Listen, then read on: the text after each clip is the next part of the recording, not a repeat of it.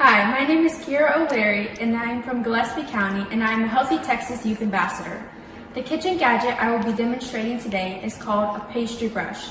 A pastry brush is used to spread butter, eggs, or spices onto food. Today I will be using egg and spreading it onto homemade pretzels.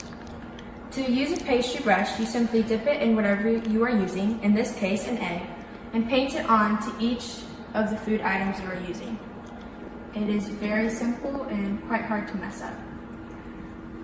When using a pastry brush, make sure that you wash it before and after you use it and store it in a place that will not get dirty.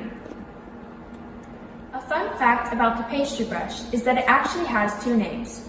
It is most commonly known as the pastry brush, but it is also referred to as a basting brush. A pastry brush is usually made of three materials: nylon, silicone, and plastic.